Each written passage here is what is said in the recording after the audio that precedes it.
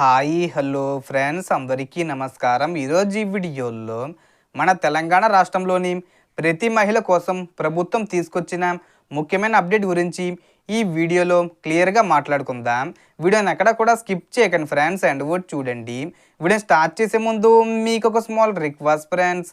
TG government నుంచి మహాలక్ష్మి పథకానికి సంబంధించి మరియు ఇతర పథకాలకు సంబంధించి ఏ చిన్న అప్డేట్ వచ్చినా మీరు మిస్ కాకుండా ఉండాలంటే వెంటనే మన ఛానల్ని సబ్స్క్రైబ్ చేసుకోండి. అండ్ సబ్స్క్రైబ్ చేసుకున్న వాళ్ళందరూ కూడా సబ్స్క్రైబ్ బటన్ పక్కన ఉన్న గంట సింబల్లో ఆల్ ఇన్ పెట్టుకోవడం మర్చిపోకండి ఫ్రెండ్స్.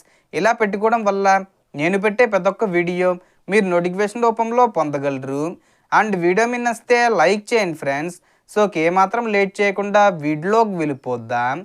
సో ఎన్నికల మేనిఫెస్టోలో చేసిన హామీ ప్రకారం రాష్ట్రంలో ఉన్న ప్రతి అర్హత మహిళకు నెలకు 2,500 రూపాయలు ఇచ్చే మహాలక్ష్మి పథకం అమలు కోసం ప్రభుత్వం సిద్ధమవుతుంది. ఈ డబ్బులు మీ ఖాతాలోకి రావాలంటే కొన్ని ముఖ్యమైన అప్డేట్స్ ముందే పూర్తి చేసి ఉండాలి.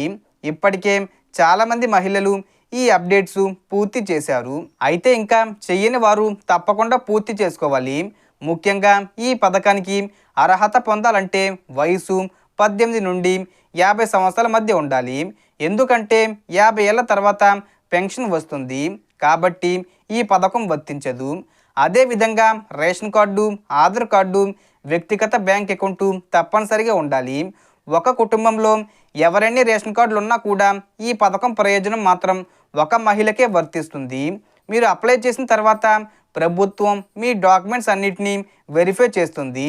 రేషన్ కార్డు ఉన్న ప్రతి ఒక్కరూ ముందుగా ఈకేవైసీ పూర్తి చేయాలి.